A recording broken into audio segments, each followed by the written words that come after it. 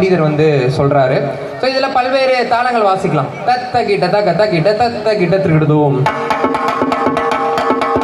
தத்த கிட்ட தக்க கிட்ட தத்த கிட்ட திருகிடுதோம்,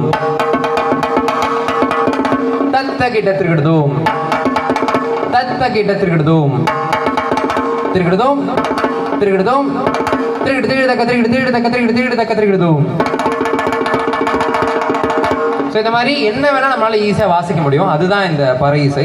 ஸோ இது மட்டும் இல்லாமல் ஒவ்வொரு திணைக்கும் ஒவ்வொரு வகையான பறை வந்து சொல்கிறாங்க. இப்போ குறிஞ்சி அப்படின்னா தொண்டக சிறுபறை சொல்கிறாங்க, முல்லைன்னா வந்து ஏர்கோட் பறை சொல்கிறாங்க, நெய்தல்னா அரிப்பறைன்னு சொல்கிறாங்க, அப்புறம் வந்து மீன்கோட் பறைன்னு சொல்கிறாங்க. இந்த மாதிரி நிறைய வகையான பறைகள் இருக்குது. இன்றைக்கி நம்ம கிட்ட பெரும்பாலும் அதெல்லாம் இல்லாமல் போயிடுச்சு. அதெல்லாம் வந்து இலக்கியங்கள்லேருந்து மீட்டெடுத்து நம்ம திருப்பி ரீடிசைன் பண்ணி இப்போ இருக்கக்கூடிய மக்கள்கிட்டையும் குழந்தைங்ககிட்டையும் இந்த இசைனா வந்து இப்படி தான், இதை நீங்கள் வாட்சிங்கன்னா நீங்கள் சுறுசுறுப்பாக இருக்க முடியும், நீங்கள் இந்த பறை இசைச்சு ஆடினாலும் இல்லை வேறு இசைக்கருவிகள் எடுத்து ஆடினாலும் உங்கள் ஃபிசிக்கல் பாடி, இன்றைக்கி நம்மளாம் காசு கொடுத்து ஜிம்முக்கு போகிறோம், ஜூம்பான ஒரு கிளாஸுக்கு போகிறோம், ஈவன் தூங்குறதுக்கு தூக்க வரலன்னு தூங்குறதுக்கு ஒரு 7000 ரூபா கட்டி சவுண்டு பாத் சவுண்ட் ஹீலிங்னு வந்து சென்னை பெங்களூரு எல்லா ஊர்லேயும் அது இப்போ வந்துருச்சு. தூங்குறதுக்காக ஒரு 7000 ரூபா கொடுத்து தூங்கணுமாடா அப்படின்னு, ஆனால் அதுக்கும் போகிறாங்க மக்கள்.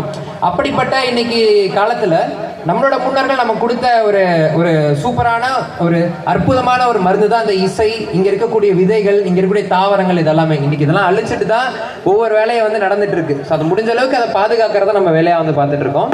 நம்ம